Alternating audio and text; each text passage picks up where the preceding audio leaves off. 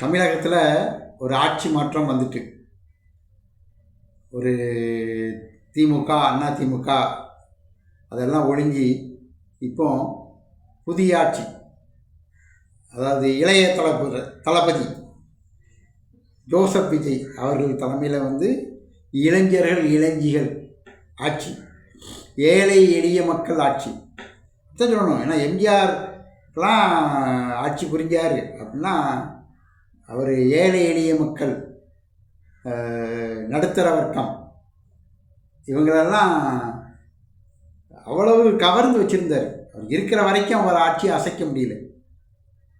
அப்போ அது மாதிரி ஆட்சியை மிஸ்டர் ஜோசப் விஜய் அவர்கள் தரணும்.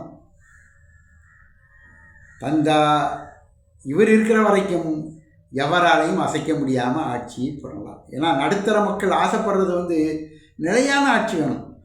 மாறி மாறி அதாவது பேய்க்கு பயந்து பிசாசுக்கு ஓட்டு போடுற கதையாக தான் இருந்தது.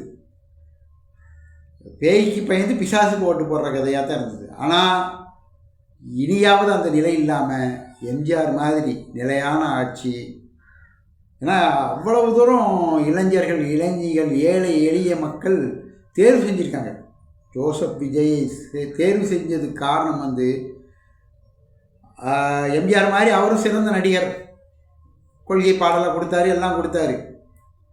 இப்போ அதுக்குனால தான் அவருக்கு இப்போ தேர்வு செஞ்சு கொடுத்துருக்காங்க மக்கள். அதை அவர் காப்பாற்றணும். எம்ஜிஆர் காலத்தில் அவர் அமைச்சரையும் கைக்குள்ள வச்சுருந்தார். ஏதாவது தப்பு செஞ்சால் வீட்டுக்கு கூட்டு போய் பூஜை போடுவார் அப்படிம்பாங்க. பூஜை என்ன பூஜை போடுவாருன்னு தெரியாது. அது கூட்டு போய் பூஜையை போட்டால் அவங்க சரியாயிடுவாங்க. அந்த மாதிரி வச்சுருந்தார், கைப்பொம்மை மாதிரி வச்சுருந்தார். அது மாதிரி இவருடைய ஆட்சியும் இருக்கணும். ஏழை எளிய மக்கள் சந்தோஷமாக வாழணும், நடுத்தர மக்கள் சந்தோஷமாக வாழணும், விலைவாசி ஏற்றம் இருக்கக்கூடாது, சாதி மத பாகுபாடு இருக்கக்கூடாது, நிலையான ஆட்சியாக இருக்கணும், ஊழல் இல்லாத ஆட்சியாக இருக்கணும்.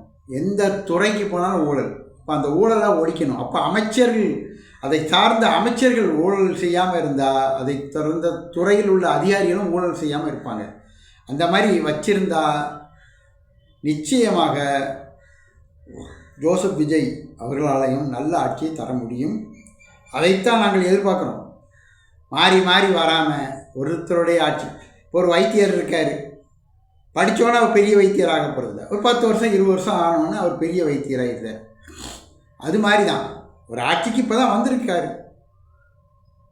வந்தால் அது இருக்கணும். ஒரு 10 வருஷம் 20 வருஷமாவது இந்த ஆட்சியில் நிலைச்சிருந்தாலும் மக்களுடைய அந்த இடத்தோட தன்மையை புரிய முடியும், அவங்களுக்கு நல்லது செய்ய முடியும். மாறி மாறி மாறி மாறி வந்தாலும் செய்ய முடியாது.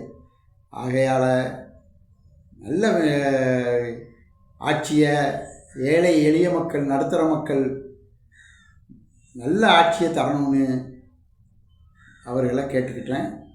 நல்ல ஆட்சியை தரணும்னு எல்லாம் வல்ல இறைவனை வேண்டிக் கொள்கிறேன். நன்றி.